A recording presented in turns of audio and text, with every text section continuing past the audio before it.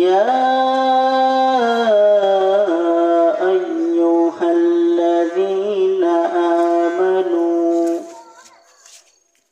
كتب عليكم الصيام كما كتب على الذين من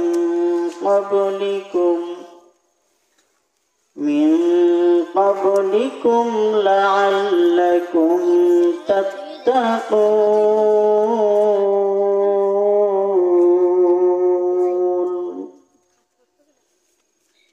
وقال النبي صلى الله عليه وآله وسلم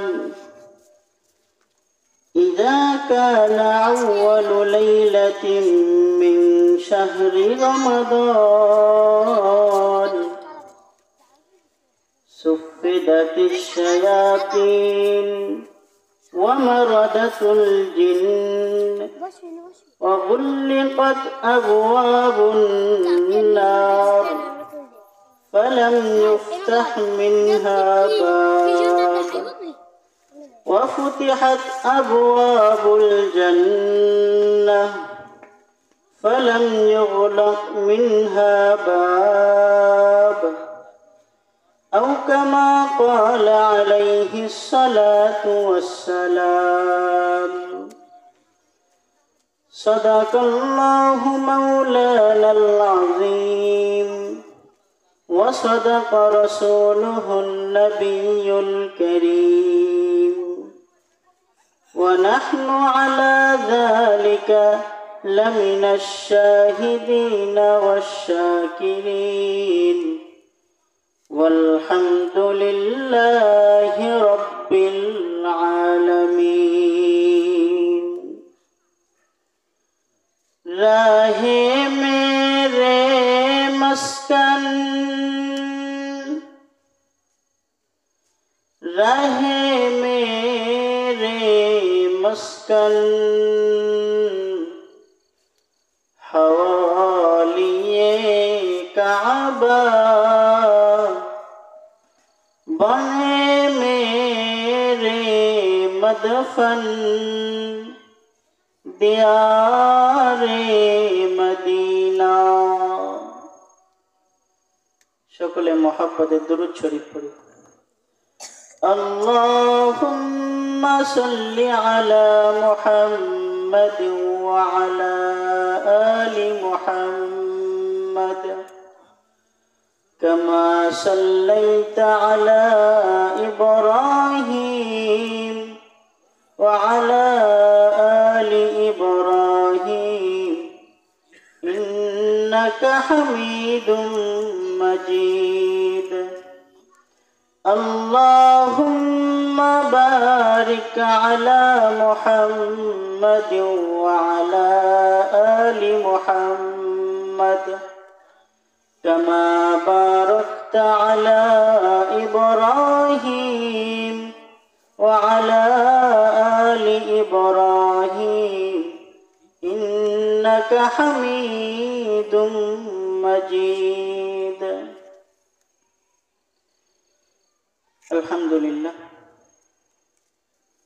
বোয়ালিয়া ফুরকানিয়া নুরানি মাদ্রাসা ও এতিমখানার উদ্যোগে ৪৫তম ২ দিন ব্যাপী বার্ষিক ওয়াজ ও দোয়ার মাহফিলে আজ দ্বিতীয় অধিবেশনের মুআজ্জাজ মুহতারাম মেহমান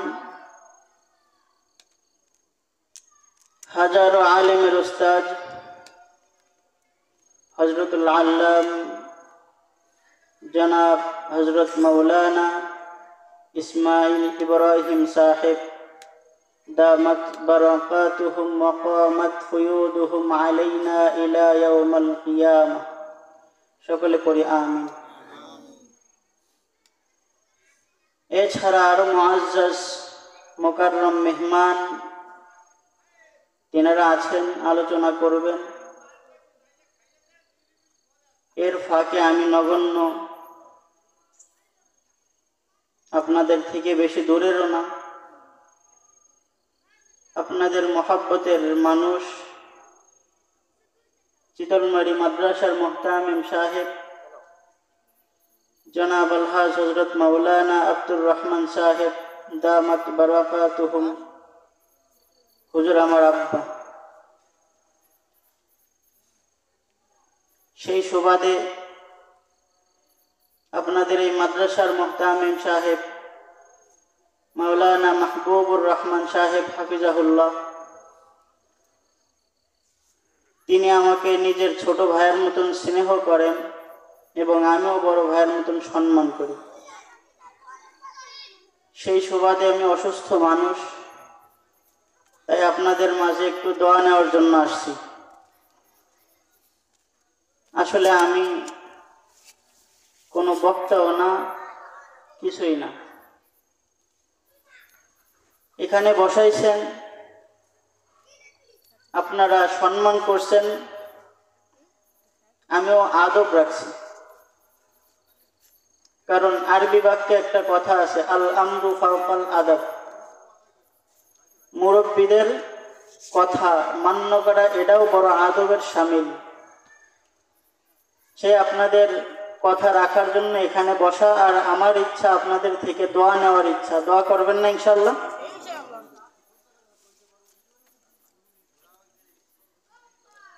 আল্লাহ কাকে কি করে বলা যায় না। 2 বছর আগে আমি বিভিন্ন স্থানে নিজ পায়ে হেঁটে হেঁটে যেতে পারছি। আল্লাহ তাআলার কি কুদরত দেখেন, যে আজ অপরের সাহায্য ব্যতীত এক পাও নড়ার সৌভাগ্য আমি মাহমুদের নাই।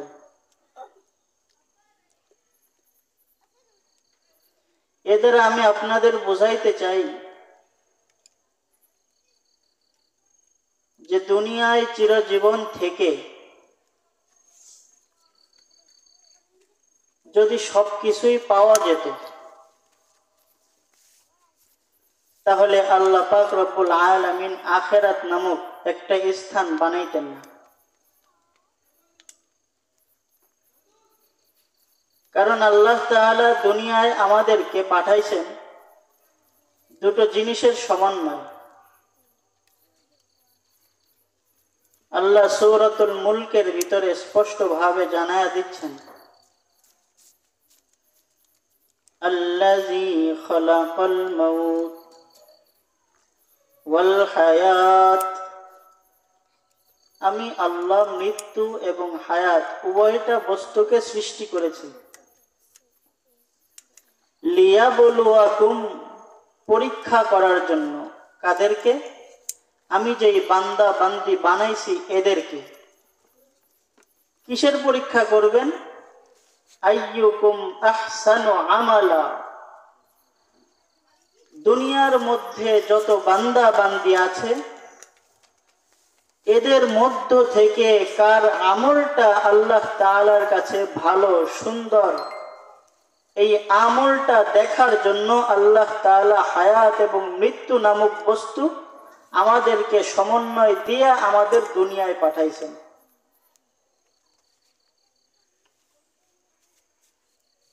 এখন দুনিয়ায় পাঠাইছেন, তারও তো একটা উদ্দেশ্য আছে। কিসের জন্য পাঠাইছেন? আল্লাহ পাক রব্বুল আলামিন বলেন, وَإِذْ قَالَ رَبُّكَ لِلْمَلَائِكَةِ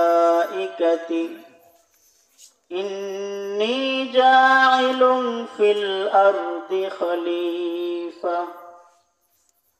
আল্লাহ তাআলা আমাদেরকে দুনিয়ার জমিনে তার প্রতিনিধি হিসেবে নিযুক্ত করে পাঠিয়েছেন। প্রতিনিধির কাজ কি জানা আছে? প্রতিনিধির কাজ হচ্ছে মানুষদেরকে সুপথে আনা। মানুষ যদি খারাপ দিকে যায় সেদিক দিয়ে টুকে টুকে মানুষকে ভালো পথে আনা। কিন্তু আমগো সমাজের মধ্যে সিস্টেমটা উল্টা হয়ে গেছে। ভালো কাজের দিকে যদি কাউকে ডাকা হয় সে এদিকে আসার চায় না, সে অন্যদিকে চলে যায়। এটা নজির আপনাদেরকে চোখে যদি দেখানো হয় তাহলে বিশ্বাস করবেন না? বিশ্বাস মানুষ দুই ধরনের করে থাকে, একটা হচ্ছে আইনুল ইয়াকিন আর একটা হচ্ছে ইলমুল ইয়াকিন। জ্ঞান দ্বারা অনুভব করে বিশ্বাস করে, আর একটা হচ্ছে আইনুল ইয়াকিন, চোখে দেখে বিশ্বাস করে। তা আজকে আপনাদেরকে আমি দেখাই দিতে চাই চোখে হাত দিয়ে, যে দেখেন এইখানে যদি মনে করেন আল্লাহ না করুক একটা গানের ময়দান হতো, কোনো মাইকিং প্রচার করা লাগতো, কোনো হ্যান্ডবিল পোস্টারিং করা লাগতো? কিচ্ছু লাগতো না। শুধু মমতাজ ম্যাডাম এইখানে বৈশা একটা টান দিত, ফাইটটা যায় ফাইটটা যায়, স্টেডের ময়দানটাও পুরো ফাইটটা যাওয়ার মতন অবস্থা হয়ে যায়, ঠিক না? কিন্তু এটা কিসের ময়দান? কোরআনের ময়দান। গান বাজনার ময়দান যদি হতো তো ওই ময়দানের মধ্যে বসলে খুশি হতেন কে? শয়তান। খুশি একজন হতেন, শয়তান হতেন। আর এই ময়দানে বসছেন, খুশি কে হয়েছেন? আল্লাহ হয়েছেন। এখন অনেকে মনে করতে পারে হুজুর গানের ময়দানে যদি বসি তো ওইখান থেকে তো বিভিন্ন ফায়দা হাসিল করা যায়। কয়েকটা এক্সাম্পল দিয়ে দিই কি ফায়দা। মনে করেন নারীকে দেখা যায়, মহিলাকে দেখা যায়, এরপরে বিরিয়ানি খাওয়া যায়, জিলাপি খাওয়া যায়, বাদাম চানাচুর খাওয়া যায়। এইখানে বসলে তো সেরকম সুযোগ নেই। এখন আচ্ছা আপনি আমাকে বলেন, প্রশ্ন করি আপনাদের, যে আপনাকে সামনে যদি দুইটা অপশন দেয়, একটা মনে করেন নকল 2 নম্বর, আরেকটা মনে করেন আসল 1 নম্বর। এখন আপনি বুদ্ধি খাটায় নকলটাই তো গ্রহণ করবেন, যেহেতু আপনি বুদ্ধিমান। কথা বলেন, তো কোনটা আপনি গ্রহণ করবেন? আসলটা। আসলটা যদি গ্রহণ করেন তাহলে গানের ময়দান আসল না এই দ্বীনের ময়দান এটা আসল? হ্যাঁ, আল্লাহর নবী স্পষ্ট ভাষায় বলেন, খায়রুল মাজালিসি আওসাউহা, দুনিয়ার মধ্যে ওই ময়দানটা সবথেকে উত্তম ময়দান যেখানে কোরআন এবং হাদিসের আলোচনা করা হয়। তাহলে এই ময়দানটা সবথেকে উত্তম ময়দান। এইখানে আসছেন, বসছেন, আপনারাও দামি হয়ে গেছেন।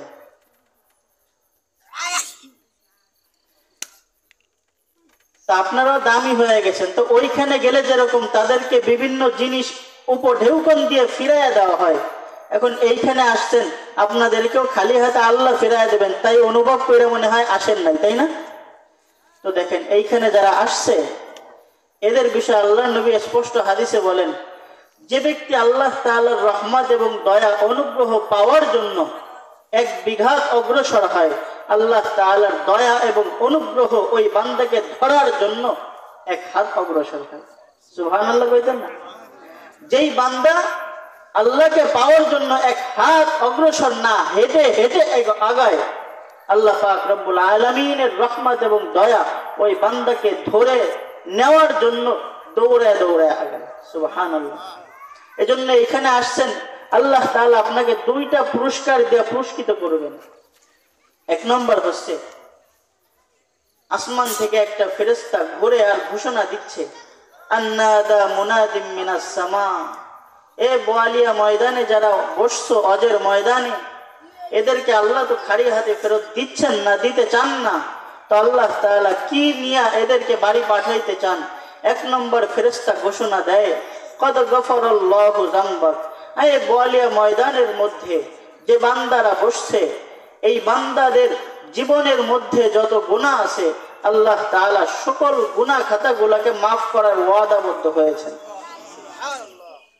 2 নম্বর ওয়াদা, ওয়াকাদ বাদদালাল্লাহু সাইয়্যাতি, যে পরিমাণ গুনাহ নিয়ে বসছেন এই গুনাহ তো মাফ করবেনই বটে, আল্লাহ তাআলা ওই গুনাহ পরিমাণ নেকি দিয়া আপনার আমলনামা সাজায় এরপরে বাড়ি পাঠিয়ে দিবেন।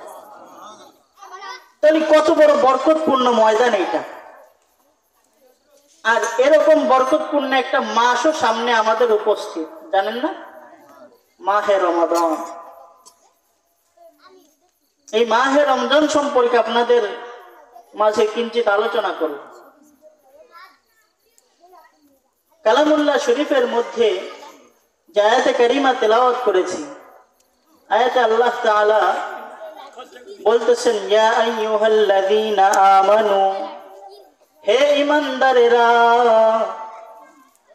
কুতিবা আলাইকুমুস সিয়াম কামা কুতিবা আলাল্লাযীনা মিন ক্বাবলিকুম লাআল্লাকুম তাত্তাকুন।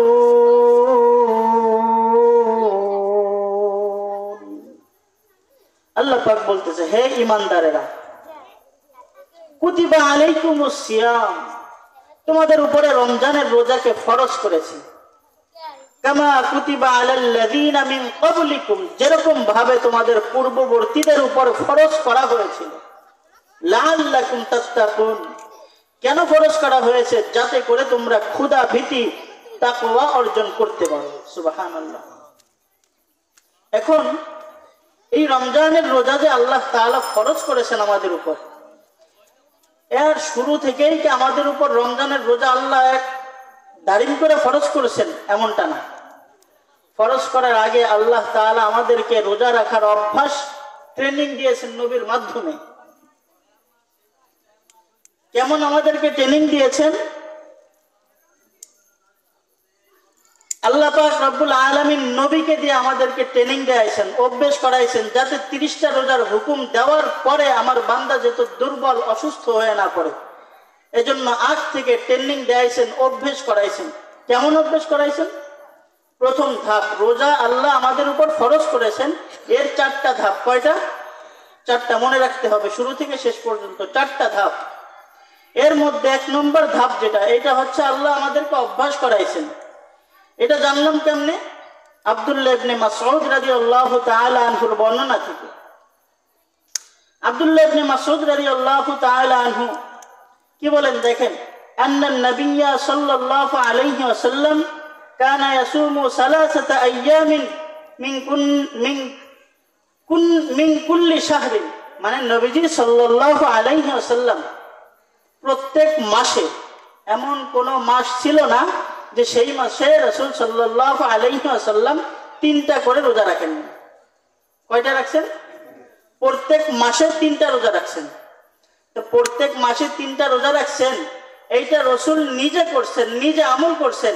বাকি উম্মতদেরকে বা সাহাবা একরাম যারা ছিলেন তৎকালীন সময়ে কাউকে আদেশ করেন নাই যে তোমরাও 3টা রাখো। নবীজি সাল্লাল্লাহু আলাইহি ওয়াসাল্লাম নিজে রাখছেন, কিন্তু সাহাবীদের অভ্যাস ছিল কেমন? আপনারা তো মনে হয় জেনে থাকবেন। সাহাবী তাদের অভ্যাস ছিল এমন যে রাসূল যা করতেন এইটা ফলো করতেন। আমগো মতো হুজুররা একটা করছে আর পাশ দিয়ে আরেকজন আমলোক এসে গালাগালি দিবে, সাহাবীদের মানে দিল মস্তিষ্কে এমন ছিল না। তারা রাসূল যা করছে বাস এক বাক্যেই মেনে নিছে এবং সেইটা সাদরে গ্রহণ করে নিয়েছে। এবং রাসূলকে যখন দেখছে যে আল্লাহর নবী 3টা রোজা মাসে রাখতেন, তো সাহাবীরা একদল রোজা রাখতো আর একদল রাখতো না। মানে কি, যার ভালো লাগতো সে রাখতো, আমল করতো, যার ভালো লাগতো না সে রাখতো না, এমনটাই। এই যে 3টা রোজা রাখার মাধ্যমে আল্লাহ পাক রব্বুল আলামিন আমাকে কি করছে, আপনাদেরকে কি করছেন? অভ্যাস করাইছেন। এরপরে নবীজি সাল্লাল্লাহু আলাইহি ওয়াসাল্লাম মক্কা থেকে মদিনায় হিজরত করে চলে গেলেন। মক্কা থেকে মদিনায় যখন হিজরত করে চলে যান, কাদিমান নবী সাল্লাল্লাহু আলাইহি ওয়াসাল্লাম, মদিনায় যাওয়ার পর রাসূল পাক সাল্লাল্লাহু আলাইহি ওয়াসাল্লাম দেখতে পাইলেন রাআল ইয়াহুদা তাসুমু ইয়াউমাল আশুরা, মানে ইহুদিরা দেখলো যে ওইখানে যাওয়ার পর ইহুদিরা দেখে নবী করিম সাল্লাল্লাহু আলাইহি ওয়াসাল্লাম যে ইহুদিরা আশুরার দিন রোজা রাখে, মানে আশুরার 10 তারিখে, মুহররম মাসের কয় তারিখে? 10 তারিখে ইহুদিরা রোজা রাখে। নবীজি এটা দেখে বড় আশ্চর্যান্বিত হয়ে বললেন যে মা হাজা, এটা কি? ওই ইহুদিরা রাসূলকে প্রশ্নের সম্মুখীন যখন দেখছে যে রাসূল তো আমাকে প্রশ্ন করছে, তো তারা এখন ডাক দিয়ে কয় হাজা ইয়াউমুন সালিহুন, এটা হচ্ছে এমন একটা দিন যে দিনটা সম্মানিত। এখন যখন এরকম বলছে যে এই দিনটা এমন দিন যে দিনটা বড় সম্মানিত, তো সম্মানিত কি? মা হাজা, এবার তারা বলতেছে এইটা এমন দিন।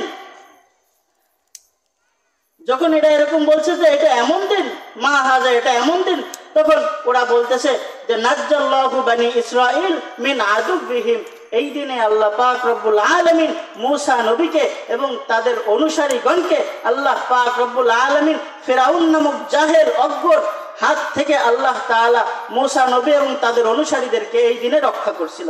এজন্য মূসা পয়গম্বর শুকরিয়া স্বরূপ ফাসামুহু, তিনিও রোজা রাখতেন। তো রাসূল সাল্লাল্লাহু আলাইহি ওয়াসাল্লাম যখন দেখলেন যে এই দিনটা যেহেতু মূসা নবী রোজা রাখতেন, তো আমাদের নবী সাল্লাল্লাহু আলাইহি ওয়াসাল্লাম এবার ডেকে ডেকে বলতেছেন, আচ্ছা তোমরা যেহেতু নবী মূসার অনুসরী হইয়া তোমরা রোজা রাখো, তো আমি মুহাম্মদ সাল্লাল্লাহু আলাইহি ওয়াসাল্লাম তো মূসা নবীর আরো কাছে, তোমরা যত কাছে এর থেকে আমি মুহাম্মদ আরো কাছে। আমাদের নবী সাল্লাল্লাহু আলাইহি ওয়াসাল্লাম বলতেছেন, আনা আহাক্কু বিমূসা মিনকুম, যে তোমরা এই রোজা রাখার যতটা হক মনে করো, আমি মূসা নবীর এই রোজা রাখার বেশি হকদার নিজেকে মনে করি। ফাসামাহু, রাসূল সাল্লাল্লাহু আলাইহি ওয়াসাল্লাম নিজেও রোজা রাখা শুরু করলেন। আল্লাহর পক্ষ থেকে এই দ্বিতীয় ধাপে এসে একটা রোজা মুসলমান উম্মতের জন্য আল্লাহ তাআলার পক্ষ থেকে ফরজ হলো। কয়টা? একটা। প্রথম ধাপে কিন্তু আল্লাহ নবীকে দিয়ে রোজা রাখাইছেন, তবে 3টা রাখাইছেন, ফরজ কিন্তু না। দ্বিতীয় ধাপে এসে আল্লাহ তাআলা ফরজ করেছেন উম্মতের উপরে কয়টা? একটা। তাও কোনটা? মুহররমের 10 তারিখ।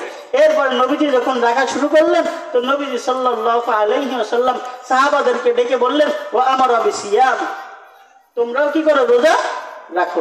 এরপরে সাহাবায়ে কিরামদেরকে যখন হুকুম দিয়ে দিলেন যে তোমরা রাখো, এখন সবার মাধ্যমে মুহররমের রোজা একটা রাখা কি হয়ে গেল? ফরজ হয়ে গেল। এখন ফরজ যখন হয়ে গেছে, এখন নবী করিম সাল্লাল্লাহু আলাইহি ওয়াসাল্লাম বলতেছেন যে ইহুদিদের সাদৃশ্য অবলম্বন করা যাবে না, কারণ হাদিসের ভিতর তো আছে, মান তাশাব্বাহা বিকওমিন ফাহুয়া মিনহুম, যে যে কওমের সাদৃশ্য অবলম্বন করবে কাল কিয়ামতের ময়দানে ওদের সাথেই উঠবে। এজন্য নবীজি সাহাবাদেরকে উদ্দেশ্য করে বলতেছেন, ও আমার সাহাবারা, তাহলে শোনো, ইহুদিরা যেরকম ভাবে ওই মুহররমের 10 তারিখে রোজা রাখে, তো তোমরা ওই দিনটা মিলাইয়া হয় তোমরা 9 তারিখ বা 10 তারিখ রাখবা, অথবা 10 তারিখ বা 11 তারিখে রেখে নেবা। এই যে হয়ে গেল আমাদের জন্য মুহররমের রোজা ফরজ। এরপরে আসলো তৃতীয় ধাপ। তৃতীয় ধাপেও আল্লাহ পাক রব্বুল আলামিন আমাদের জন্য কঠিন কিছু করে দেন নাই, এরপরেও আল্লাহ তাআলা আমাদের জন্য সহজ একটা অপশন রাখছেন। সেটা কি? সূরাতুল বাকারার 186 নম্বর আয়াতের মধ্যে আল্লাহ তাআলা বলেছেন যে রমজানের রোজা তোমাদের উপর ফরজ করা হলো, বাকি তোমাদের মধ্যে যাদের সাধ্য আছে, মিসকিনকে ফকিরকে খাবার খাওয়ানোর মতন সাধ্য আছে, সামর্থ্য আছে, এরা ফকির মিসকিনকে খাওয়াইয়া রোজা, ফরজ রোজাও কি করতে পারবা? ভাঙতে পারবা। তোমাদের অসুস্থ না, কিছু না, মাজুর না, রোজা রাখতে সক্ষম, তারপরেও তোমরা যদি চাও আমি রোজা রাখবো না, এতে তোমাদের গুনাহ হবে না।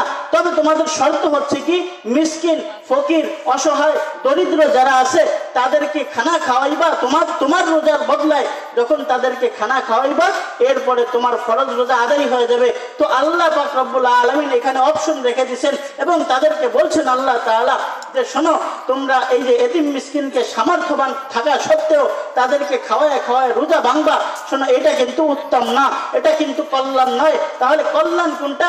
কল্যাণ হচ্ছে ওইটা যে বান্দা তোমরা ওই খাওয়াবা না, কিছু করবা না, ওই খাওয়া টাওয়া বাদ দিয়ে নিজে একটু কষ্ট করে রোজা রাখো, এটাই কল্যাণ।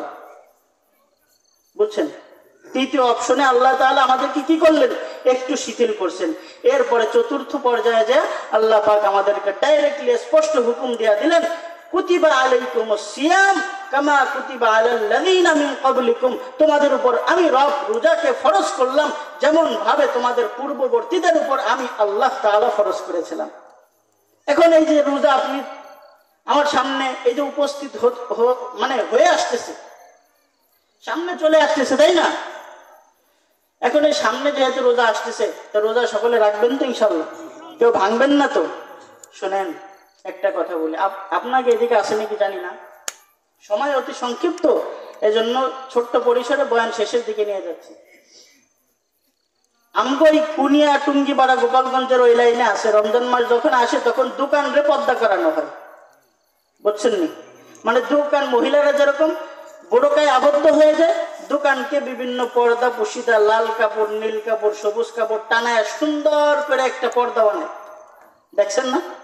এই পর্দার ভিতর কিন্তু বড় আশ্চর্যের বিষয়, মহিলা থাকে না, পুরুষ জাতীয় মহিলা থাকে। ঠিক এদের বিষয়ে আল্লাহর নবী স্পষ্ট ভয়ঙ্কর বড় তথ্য দিয়েছেন। যে তোমাদের মধ্যে আমার উম্মতদের মধ্যে যারা রমজান মাস পাইলা, রমজান মাস পাওয়ার পর যারা রোজা রাখলা না, ইফতারির আগে রমজানের রোজাটা ভেঙ্গে শেষ করে দিলা, তো তাদের বিষয়ে আল্লাহ নবী কি বলছেন দেখেন। নবীজি সাল্লাল্লাহু আলাইহি ওয়াসাল্লাম ঘুমন্ত অবস্থায় নবী পাক সাল্লাল্লাহু আলাইহি ওয়াসাল্লামের নিকট স্বপ্নের যুগে দুজন লোক চলে আসলো। দুজন লোক যখন চলে আসে, নবী পাক সাল্লাল্লাহু আলাইহি ওয়াসাল্লামের দুই হাতের বাজুটা স্পর্শ করে ধরে বসলেন। একজনে ডান পাশের বাজু ধরছে, আর একজনে বাম পাশের বাজু ধরছে। ধরে এবার রাসূল সাল্লাল্লাহু আলাইহি ওয়াসাল্লামকে জাগিয়ে তুলছে। নবীজি সাল্লাল্লাহু আলাইহি ওয়াসাল্লাম দাঁড়িয়ে গেলেন। নবী সাল্লাল্লাহু আলাইহি ওয়াসাল্লামকে এবার ডেকে ডেকে কয়, ইয়া রাসূলুল্লাহ, চলেন চলেন, হাঁটা শুরু করেন। নবী সাল্লাল্লাহু আলাইহি ওয়াসাল্লাম স্বপ্নের মাধ্যমে তাদের সাথে হাঁটা শুরু করছে। এখন আপনারা চিন্তা করতে পারেন, রাসূল যেহেতু স্বপ্নে দেখছে, সে এটা মিথ্যা ছাড়া সত্য না। তবে এটাও আছে, আমগো রাসূলের স্বপ্নও কিন্তু সত্য, এটা ওহী, জানেননি? এই সত্য স্বপ্ন কিন্তু রাসূলকে মিথ্যা হয় না, এটাও সত্য, এটা মনে রাখবেন।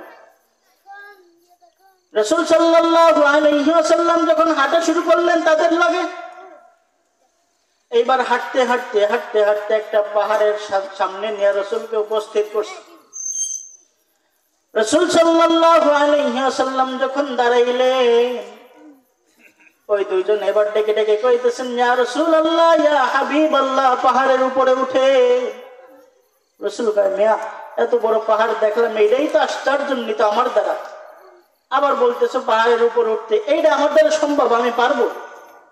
তো তারা দুইজন, এবার পাশের লোক দুইজন বলতেছে, ইয়া রাসূলুল্লাহ, আপনি উঠেন, আপনার উঠতে যতটা সাহায্য করা লাগে, যতটা আপনাকে আমরা সাহায্য করে উঠাইতে পারি, এতটা সাহায্য করে আপনার উপরে উঠাবো, আপনি শুরু করেন ওঠা। সুবহানাল্লাহ। যখন উঠছে, সমতল ভূমিতে যখন দাঁড়াইছে, এটা কিসের কথা বলতেছি শুনছেন নাকি শুরু থেকে? মনে আছে? বলেন তো কিসের জন্য বলতেছি? রমজানের রোজা যারা ভাঙ্গে, রমজানের রোজা যারা থাকে না, তাদের শাস্তি কি দেখেন। তাও সবার জন্য না, যে বান্দা বান্দি রমজানের রোজা থাকে, থাকার পরে ইফতারের আগ মুহূর্তে ভেঙ্গে ফেলে, এদের শাস্তি।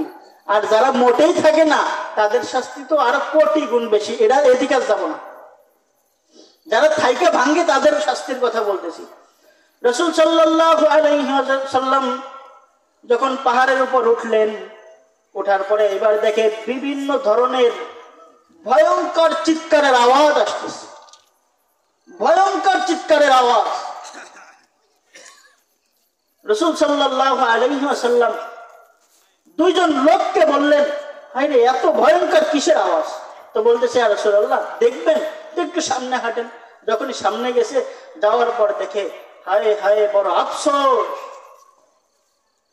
পা দুইটাকে উপরের দিকে ঝুলানো, মাথাটা নিচের দিকে ঝুলানো। মানুষের অবস্থা এমন। রাসূল দেখে তো বড় আশ্চর্য হয়ে গেছে, কিরে, মানুষের হালাত কেন?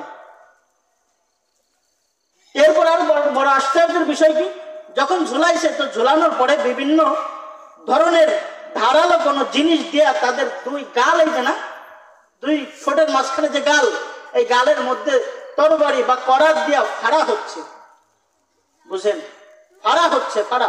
একটু অনুভব করেন তো, যে বলিয়া ময়দানের মধ্যে এই মুহূর্তে আপনাকে আমাকে, আল্লাহ না করুন, আপনাকে আমাকে শুরুর কোনো সুতা বা দড়ি দিয়া, ঠ্যাং উপর দিক দিয়া, মাথাটা জমিনে দিয়া, এরপর আপনারা আর আমার ঝুলায় রাখছে। এই মুহূর্তে প্রত্যেকটা ভাই, প্রত্যেকটা বাবা একটু নিজেকে এই স্থানে রেখে কল্পনা করেন যে কতটা শাস্তি, কতটা ভয়ানক অবস্থা।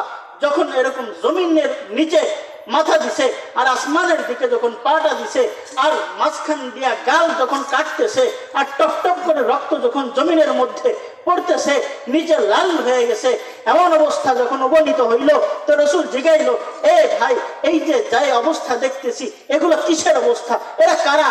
রাসূল পাক সাল্লাল্লাহু আলাইহি ওয়াসাল্লামকে বলতেছে, ইয়া রাসূলুল্লাহ, এই সমস্ত মানুষ হচ্ছে তারা যারা রমজানের রোজা রাখে, আর রাখার পরে ইফতারির আগ মুহূর্তে বিভিন্ন অজুহাত দেখায়া, ভুঁইতে কাজ করার অজুহাত দেখায়া, দোকানে থাকছি গরমের কষ্টের অজুহাত দেখায়া, বিভিন্ন জায়গায় হাঁটাচলা করছে পানির তৃষ্ণার অজুহাত দেখায়া রোজাটা ভেঙ্গা ফেলাইছে। এই হচ্ছে ওই সমস্ত নাফরমান বান্দার সাজা। বুঝছেন? যদি রোজা না রাখে তাদের সাজা তো আরো ভয়ানক। আর এই যে যারা রোজা রাখছে, এই রাখার পরে এদের সাজা কি তা অনুমান করছেন? আল্লাহ তাআলা এই সমস্ত ভয়ানক জিনিস থেকে আমাদের প্রত্যেককে হেফাজত করুন। রমজানের রোজাগুলো আল্লাহ তাআলা হক আদায় করে আমাদের প্রত্যেককে রোজা রাখার তৌফিক দান করুক। রমজানেরও কিন্তু হক আছে, খালি রোজা রেখে যাবেন কাজ হইব না, সব হইব না। কত কিসের জন্য? কারণ আল্লাহ পাক স্পষ্ট বলেছেন, ওয়ালাকাদ যারানা লিজাহান্নামা কাসীরাম মিনাল জিন্নি ওয়াল ইনস, মানুষ এবং জিনদের মধ্য থেকে আমি আল্লাহ তাআলা অধিকাংশ মানুষ এবং জিনদেরকে জাহান্নামের কাষ্টে বানায় দেব। কাষ্টে তার মানে আপনারও বানাইতে পারে, আমারও বানাইতে পারে। আমি বক্তা, আমিও জাহান্নামের কাষ্টে হয়ে যাইতে পারি একটা জিনিসের অভাবে, সেইটা হচ্ছে আমল। আমল আমল আপনি আমি মানুষ দাবি করতে পারি, আসলে কিন্তু মানুষ না। অবকাঠামো মানুষের মতন থাকলে ভিতরে যদি আমার ভিতরে আমলের যে তাকাজা এটা না থাকে, আমার মধ্যে দিনদারের যে তাকাজা এটা না থাকে, আমার মধ্যে আল্লাহ ওয়ালার যে একটা সিফাত থাকা দরকার এটা না থাকে, আমার ভিতর যে আল্লাহ তাআলা আমাকে আপনাকে দুনিয়ায় পাঠাইলো আল্লাহ যেমন চান। আরে আল্লাহ পাক রব্বুল আলামিনের বিষয় কিতাবের ভিতরে এমন লেখছেন, ইন্নাল্লাহা জামিলুন ওয়া ইউহিব্বুল জামাল, আল্লাহ পাক রব্বুল আলামিন সুন্দর এবং তিনি সৌন্দর্যকে পছন্দ করেন। শুধু কি তাই, আরে হাদিসের ভিতরে তো এমন আছে, ইন্নাল্লাহা লা, মানে হাদিসের মধ্যে এরকম আছে যে আল্লাহ পাক দুনিয়ার মানুষের মধ্যে দুইটা স্থানে তাকায়। এক নম্বর, আল্লাহ পাক রব্বুল আলামিন ওই সমস্ত বান্দার দিলের মধ্যে তাকায় যাদের দিল পবিত্র এবং অপবিত্র, এই দিকে তাকায়। আরেকটা দিকে তাকায় যেই দিকে ওই বান্দা আমল করে, এই আমলের দিকে তাকায়। আর আল্লাহ পাক কারো সুরতের দিকেও তাকান না, ধন দৌলতের দিকেও তাকান না। এই জন্য প্রিয় হাজিরিন, এই বোয়ালিয়া মাদ্রাসার মধ্যে আপনারা বসছেন, এইখানে বৈশা আমার ওয়াদাবদ্ধ হইয়া প্রতিশ্রুতি গ্রহণ কইরা আল্লাহ তাআলাকে হাত দেখা দিতে হইবে যে এইখানে যারা এখন উপস্থিত আছেন, যাদের উপরে রমজানের রোজা ফরজ আল্লাহ তাআলার তরফ থেকে হয়েছেন বালেগ, এনারা প্রত্যেকে রমজানের রোজা রাখবেন তো ইনশাআল্লাহ? কেউ আমরা ভাঙবো না। আল্লাহ তাআলা সবাইকে তৌফিক দান করুক। যারা অসুস্থ আছেন আল্লাহ তাআলা রমজানের আগ মুহূর্তে প্রত্যেক বাবাকে সুস্থ করে দেখ, সকলে পড়ি আমিন। আল্লাহ তাআলা আমাদের সবাইকে রমজানের রোজা হকভাবে আদায় করার তৌফিক দান করুক। ওয়া মা আলাইনা ইল্লাল বালাগ। আসসালামু আলাইকুম ওয়া রাহমাতুল্লাহি তাআলা ওয়া বারাকাতুহু। সকলে আলহামদুলিল্লাহ বলেন।